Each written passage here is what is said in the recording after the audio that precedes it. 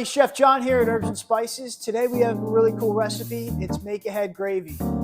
So we're going to be making a turkey flavored gravy because Thanksgiving's just around the corner, and I want to show you that you can kind of get a couple things prepped out ahead of time. That way you're not totally stressed out or overwhelmed the day of Thanksgiving. Another recipe that we already have posted is the mashed potatoes.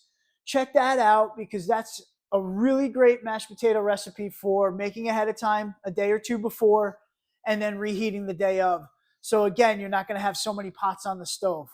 But for this gravy recipe, I bought some turkey legs. We've got some onions, carrots, and celery diced up.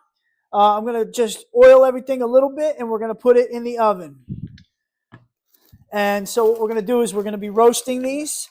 Get a little bit of color, caramelization on them, some more flavor. And then after they come out of the oven, we'll put them in a chicken stock. That way it's already started with flavor. And then we're going to add more flavor to it and reduce it a little bit, and then we'll finish it. So this is going in the oven now for 30, 45 minutes, just until you get some nice color on everything. It's a 400-degree oven. So about 20 minutes into the turkey legs and vegetables roasting, I'm going to take a peek, move them around a little bit, and see where we're at. Starting to get a little color on the turkey and the veggies. Just going to turn everything over and allow the other side to roast as well. Give it another 20 minutes. I'm going to take a peek. I think we're pretty close. Some nice color there. We don't have to go crazy. We're just trying to develop a little bit of roasted flavor. So we'll take our legs, and then I'm going to get all of the juice and vegetables into the pot as well.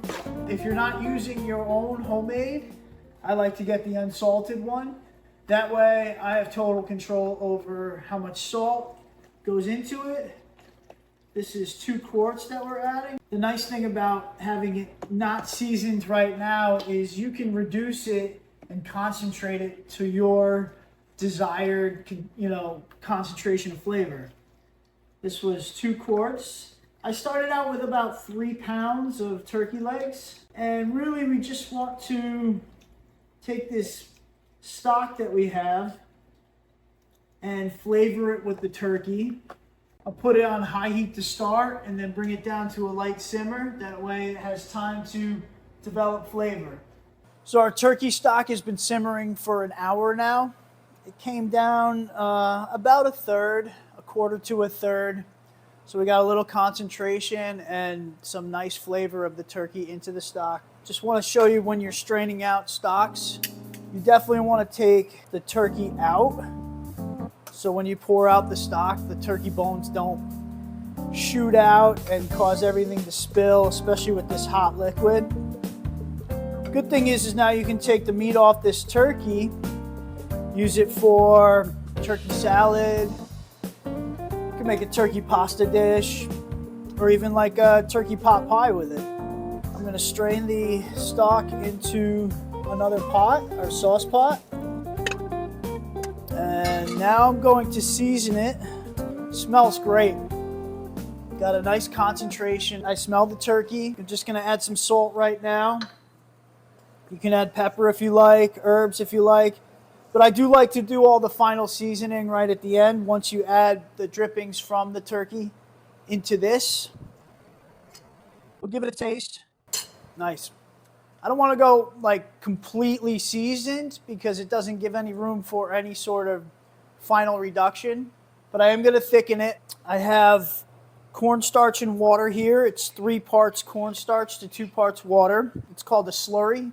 The amount of slurry we use is going to depend on the reduction and the volume that we have in the pot. So we want to bring it to a boil. If you made the slurry ahead of time, just make sure you stir it through again because the cornstarch will settle to the bottom. But the consistency you're looking for is like heavy cream. So now our strained stock is at a boil. I'm just going to slowly add this in. And it will thicken right away, so you'll know how your gravy is, how thick your gravy is right away. The reason I use cornstarch is because it's quick, It doesn't really add any flavor to what we've already made. It's also gluten-free, so it's a nice, quick, gluten-free thickener for sauces and gravies. Gravy's a sauce. So everybody knows kind of what they're looking for gravy-wise. Some people like it a little thicker. Some people like it a little thinner. I like it right in the middle. And after you add the drippings, it might thin out a little bit, so you might have to just use a little bit more of this slurry. I like where we're at right now. I'm going to taste it.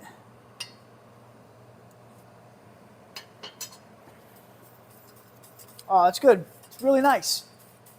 Super clean, great turkey flavor, nice roasted turkey flavor. I'll turn it off now. You just have to make sure you bring everything back to a boil so that the cornstarch does its job. Once that happens, you can use it right away. You can cool it in the fridge. Just put a thin film of plastic wrap over the surface so that it doesn't get a skin on it. Or you can put it in the freezer. I would cool it in the fridge first before you freeze it. If you do decide to freeze it, when it comes out and thaws, you're going to have to just whisk it well when you heat it up because it might just be slightly chunky. But you just whisk it and it'll be fine. And then when you're doing Thanksgiving dinner, you can add a little bit of butter to it.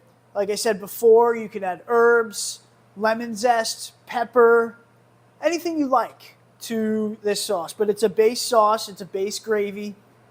And it's nice that it's going to be ready, it's going to taste great, and you're not going to be scrambling at the end to try to make a nice gravy. Thank you so much for joining me. I'm really happy to share with you a tip that can hopefully save you a little time and stress over the holidays. Enjoy your holidays as well. I'm looking forward to them. Thank you so much, Chef John at Urbs and Spices. We'll see you soon.